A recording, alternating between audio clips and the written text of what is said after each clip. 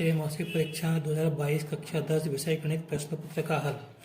ये मैं आपको प्रश्न पत्र का हल जो है करवा रहा हूँ। पिछली वीडियो में मैंने आपको ये यहाँ पे सत्य असत्य ये जो है प्रश्न हल करवा दिए थे। अब आगे ये सब एक एक नंबर के थे और अब ये प्रश्न क्रमांक 6 से लेकर आगे थे 2-2 अंक के हैं। तो अपन इनको हल करेंगे, देखते हैं। यहाँ पे जो 156 को अभाज्य गुणनखंडों के गुणनफल के रूप में व्यक्त करो। अब अभाज्य संख्या क्या होता है आपको ना, 2, 3, 5, 7। तो अपन देखते हैं कैसे करेंगे इसको। अपन 156 लिखा और इसके अंदर ये सम संख्या है तो इसमें 2 का भाग जाएगा, 2 सत्ते 14, फिर 2 अट्ठे 16, फिर अभी 2 का भाग जाएगा इसमें तो 39 बार। अब 39 में 3 का भाग जाएगा तो 13 बार जाएगा। तो देखो 2, 2, 3 और 13 क्या ये आवाज संख्या होगी। तो इसका मतलब ये हो गया 156 बराबर 2 गुणा 2 गुणा 3 गुणा 13। देखो सब ये अभाज्य संख्या है कि नहीं, और इसको अपने गुणनफल के रूप में लिख दिया। इसको अपने ऐसा भी लिख सकते हैं, 2 पे घात 2 गुणा 3 पे घात 1 गुणा 13 पे घातांक 1। तो ये ज़्यादा सही है। अगला प्रश्न देखते हैं बच्चों। ये अगला प्रश्न है, संख्याओं 4 पे घात n पर विचार करो जहां n एक प्राकृत संख्या है। जांच करो कि क्या n का कोई मान है जिसके लिए 4 पे घात n अंक 0 पर समाप्त होता है। देखिए 4 पे घात n इसको हमने लिखा 2 गुणा 2 पे घातांक n। तो अब इसका अपन कितने बार भी गुणा करो, n का मतलब 1, 2, 3, 4, 5, 6, 7, 8, कितने बार भी गुणा करो तो इसमें इकाई के स्थान पर 0 नहीं आएगा। अगर इकाई के स्थान पर 0 आएगा इसका मतलब इसमें है, इसका मतलब इसके गुणनखंड में 2 के साथ साथ 5 भी होना जरूरी नहीं है। लेकिन इसमें 2 तो है लेकिन 5 नहीं है, इसलिए ये जो है इसका कितने बार भी गुणा करो इसका कभी इकाई के स्थान पर हमको 0 नहीं मिलेगा। बस इसी बात को अपने को लिखना है। तो 4 पे घात n अंक 0 पर तभी समाप्त होगी जब गुणनखंड में 2 और 5 हों। लेकिन यहाँ तो केवल 2 और 2 ही हैं। यहाँ 4 पे घात n के अभाज्य गुणनखंड में 2 तो है किंतु 5 नहीं है। अतः 4 पे घात n प्राकृत संख्या n के किसी भी मान के लिए 0 पर समाप्त नहीं होगी। बस इतना ही अपने को लिखना है। अब अगला प्रश्न देखते हैं बच्चों। ये प्रश्न 7 है, दो संख्या 306 और 657 का HCF 9। तो हमको 306 657 का एलसीएम हमको निकालना है। तो हमको मालूम है सूत्र क्या होता है। तो देखो ये सूत्र होता है A गुणा B बराबर HCF गुणा LCM। ठीक है, तो ये A 306 B 657 है, HCF 9 दिया है, LCM को निकालना है। तो ये मान यहाँ पे रख दो। तो लेते हैं तो 306 गुणा 657 बराबर 9 गुणा LCM। अपने को LCM निकालना है तो 9 हटाओ, हटेंगे तो कहाँ जाएंगे, बटे में जाएंगे। तो 306 गुणा 657 बटे 9 बराबर LCM। तो ये 9 से दोनों संख्या कट रही, किसी को भी काट दो। तो मैं इसको काट देता हूँ। 9 1 9, 9 सत्ते 63 और 9 तिया 27।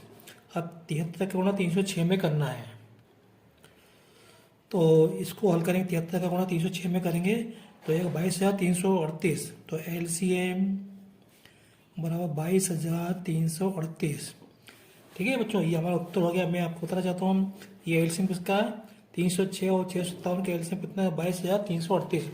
अब देखो इसका मतलब ये है कि 306 657 दोनों संख्याओं का भाग किसमें, इसमें जाएगा। इससे छोटी कोई संख्या नहीं है जिनमें 306 और 657 का भाग जाए। इससे तो बड़ी बहुत सारी हो सकती हैं। तो एलसीएम का मतलब यही है। अगला प्रश्न देखते हैं। ये अपने को बताना है कि ये जो संख्या दी है क्या भाज्य संख्या है या नहीं, और है तो क्यों। तो देखो ये पूरा एक पद है, ये दूसरा पद है, ये बीच में प्लस है। तो इन दोनों में से क्या, इसमें से अपन 13 कॉमन निकाल लेंगे। तो यहाँ बचेगा 7 गुणा 11 प्लस यहाँ 13 एकम 13, ये बचेगा तो इसको हल करेंगे तो 11 77 77 और एक 78। तो देखो क्या 13 तो अभाज्य है, लेकिन ये अभाज्य नहीं है, तो ये इसका गुणा करेंगे तो अभाज्य संख्या नहीं मिलेगी, अभाज्य नहीं है। तो ये जो पूरी संख्या क्या है, अभाज्य नहीं है। तो ये क्या भाज्य संख्या है। ये किससे आया, इससे आया।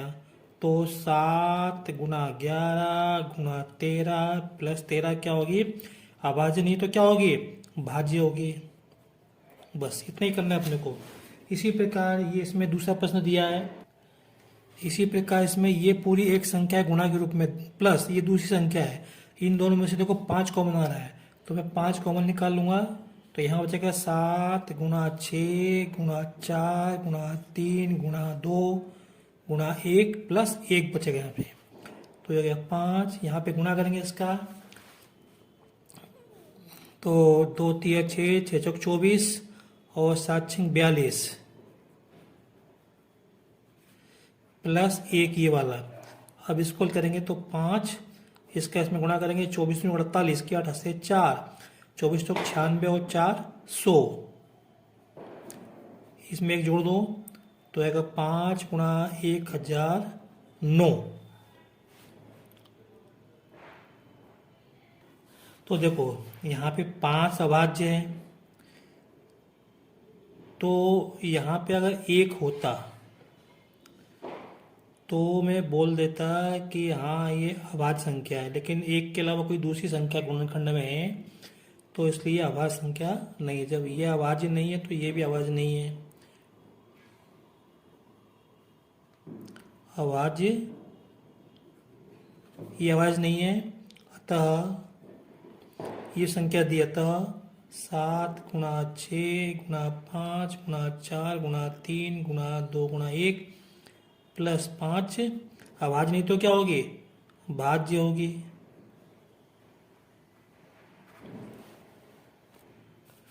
अब अगला प्रश्न देखते हैं बच्चों। यहाँ पे ये दिया है कि बहुपद के शून्य ज्ञात करो।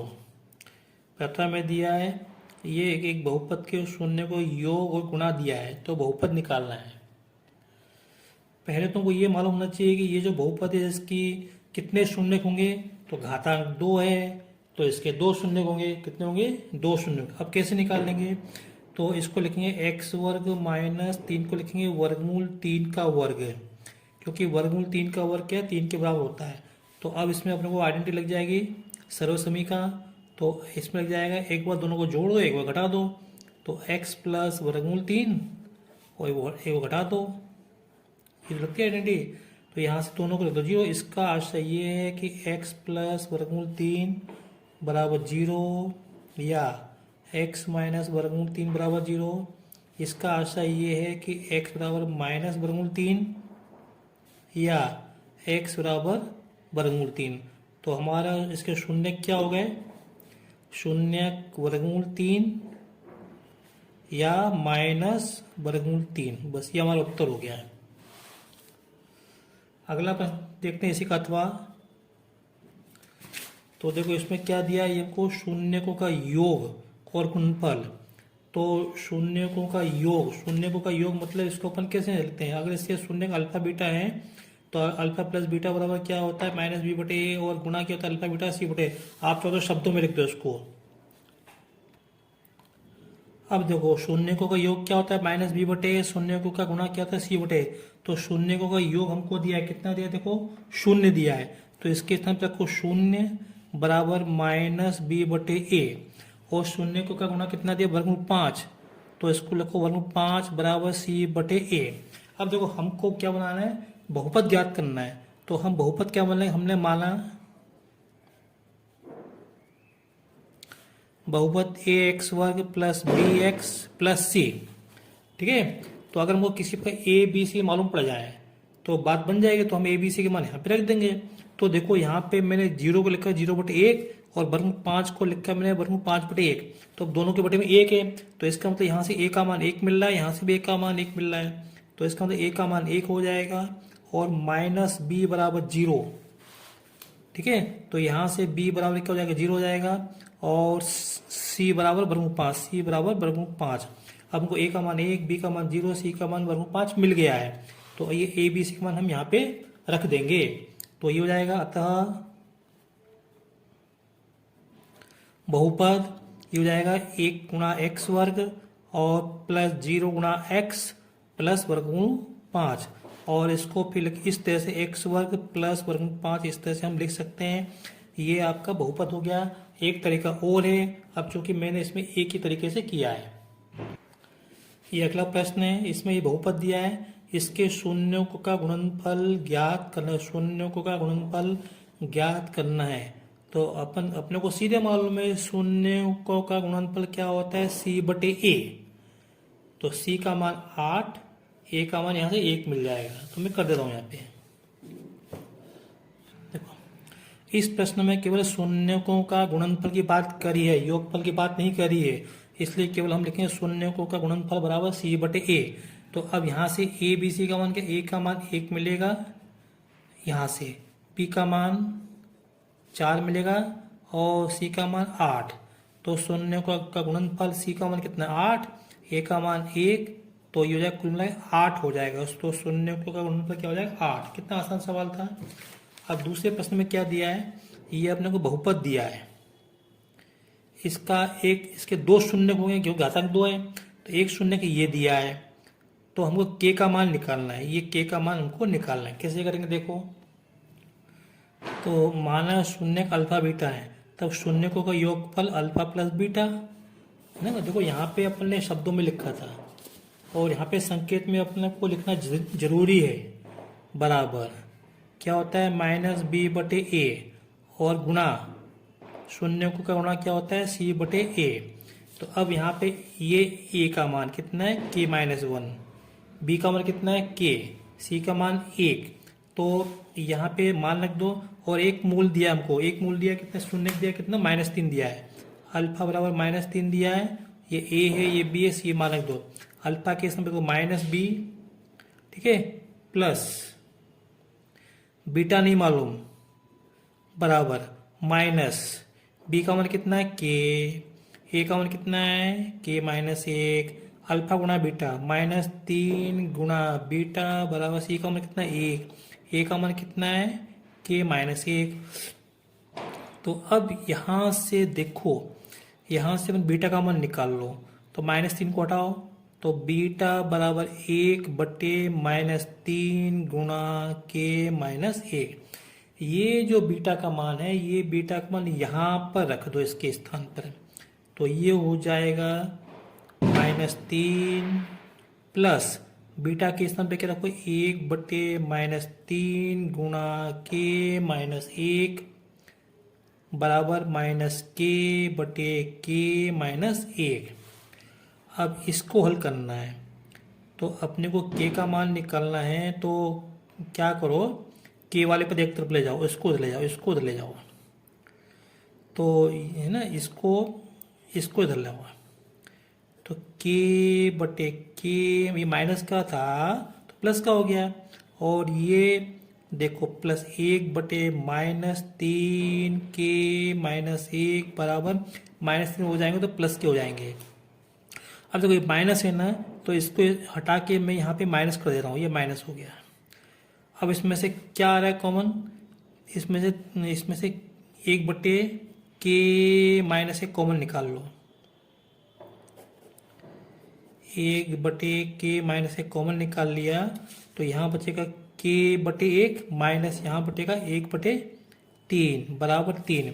अब इसको हल करना है, तो 1 बटे के -1 बराबर, इसको हल करने लगता आएगा 3, यहाँ पे 3 के -1 आएगा बराबर 3। अब मैं इसको हल कर रहा हूँ, तो अब इसका कर दो, ये हो जाएगा 3 के -1 बटे 3 के -1 बराबर 3। अब इसका कर दो, यहाँ से देखो क्या हो जाएगा, यहाँ पे ये कहीं भूल से इसको इससे काटना नहीं, क्योंकि ये 3 के -1 है और ये के -1 है, तो इसका इसमें गुणा कर दो, तो जाकर 3k-1 और 3 में गुणा 9k-1। इसको हल करेंगे तो 3k-1 बराबर 9k-9। तो इस 9 के इधर ले आओ, पक्षांतर कर दो और इस 1 को उधर ले जाओ, बराबर -9 + 1। 3 के में से 9 जाएंगे, -6k बराबर ये हट जाएंगे तो -8 आएंगे। माइनस से माइनस कर दो तो k बराबर हो जाएगा 8/6। ये 2 3 6, 2 चौका 8, तो k बराबर कितना आएगा बच्चों? 4/3। तो हमको k का मान निकालना था। ठीक है, आ गया। बस बच्चों, वीडियो लंबा हो रहा है। ये प्रश्न पत्र हल कराने का उद्देश्य एक ही है कि आपने जो प्रश्न पत्र में गलतियां की हों वो आप आगे गलती न करें, आगे से ध्यान रखें।